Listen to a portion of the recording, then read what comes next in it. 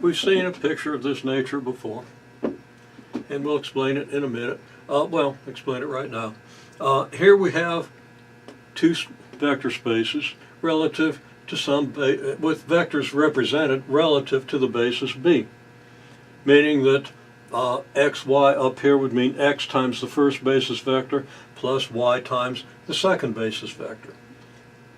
Down here we have the same transformation relative to the standard basis, where 1, 3 means the vector with x component 1, y component 3. To transform from basis B down to a standard basis, well, if we just take a vector up here, like I said before, the vector 2, 3 would be 2 times the first basis vector plus 3 times the second basis vector. What we would do is we would simply multiply the coordinates up here, the 2, 3 for example, by the matrix V1, V2, and that would do it. For the example that we're using, the basis was 1, 2, negative 1, 3. Okay, relative to this basis, if we multiply xy by 1, 2, negative 1, 3, we're going to get the coordinates of the vector relative to the standard basis. And want to review and actually maybe multiply that out, see exactly what that means in terms of what we've just done. Okay. Now, if we have a vector down here, we bring it up here by multiplying by the inverse matrix. We can take a vector as represented by the standard basis and multiply by the inverse of this matrix and get its representation in terms of the basis B. Well, if A is the matrix that represents our transformation relative to the standard basis, and A sub B is the matrix that represents our transformation relative to the basis B, then if we have a vector here and want to find out what it transforms to here, in other words a vector in standard basis, and we want to find out what vector it maps to as represented in the standard basis. But if all we have is the vector A sub B, which in our example is the matrix 3, 0, 0, negative 2, what can we do? Well, we can take our vector down here and we can express it with respect to basis B. How do we do that? Well, if we go from here to here, we have to multiply that vector by the V1, V2 inverse, by the inverse of this V1, V2 matrix. Okay, so we multiply by the inverse of this matrix. We've calculated the inverse of the matrix for the given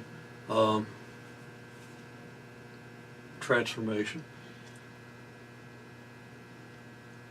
So we can take our vector here, multiply it by the inverse, and get it in our basis B.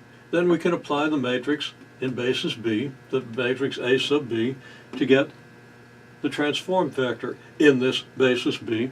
And then we can multiply it by the V1, V2 matrix to bring it back into the standard basis, to a representation in terms of the standard basis. What's this say? It says that to go from here to here, which is the matrix A, we first do this V1, V2 inverse matrix.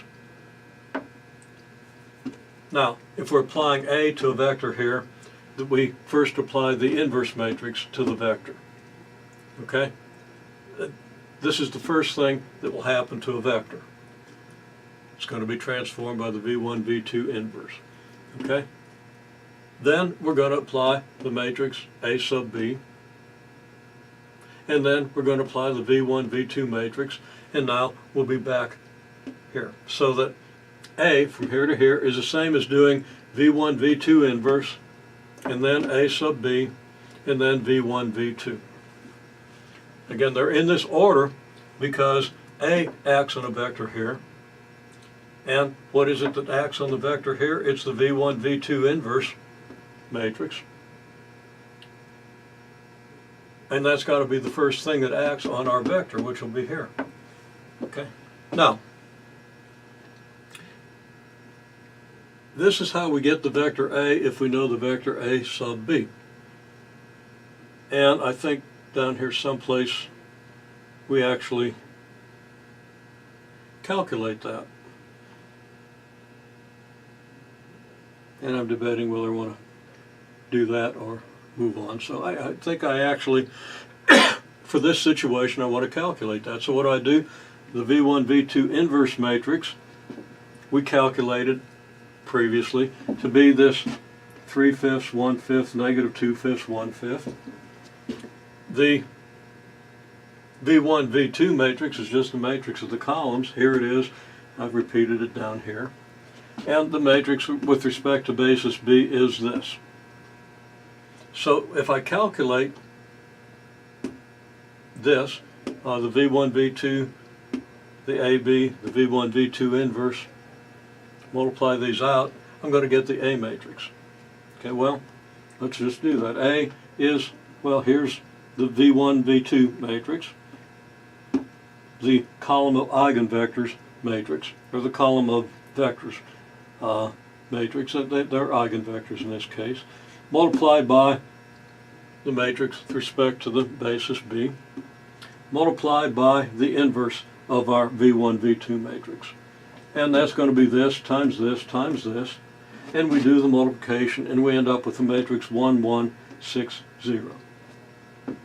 Okay, now we're going to go on with this and we're going to pretend that we originally had this matrix and see if we recover what we already know, but we'll stop there for the moment. In any case, we see that using this, we can easily calculate the A matrix if we know the eigenvectors, the vectors V1, V2, and the diagonal matrix that represents transformation according to those vectors.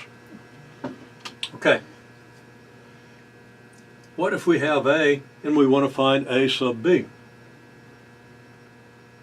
Okay, that's a little different story. In other words, here's our matrix A. What if I gave you this matrix and said, okay, find the eigenvectors and eigenvalues, and then show me the matrix according to the eigenvector basis. What that does is diagonalizes the matrix in a way that we'll see. And again, that's cause for great joy. Diagonal matrices have all kinds of wonderful properties. Well, if we know A, and if we can find our eigenvectors V1 and V2, then we can solve this equation for the matrix A sub B, assuming we don't already know it. Okay, so how do we solve this for the matrix A sub B? Well, if we multiply both sides of this equation on the left by the inverse of this matrix. Now that's what I do here. Okay, well, we have the matrix. First of all, I've written down this equation.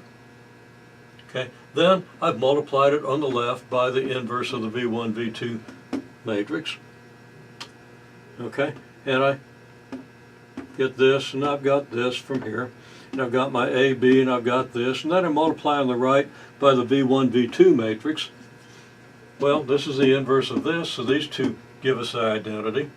This is the inverse of this, so these two give us the identity. So we just have the identity times A sub B times the identity. Well, that's A sub B.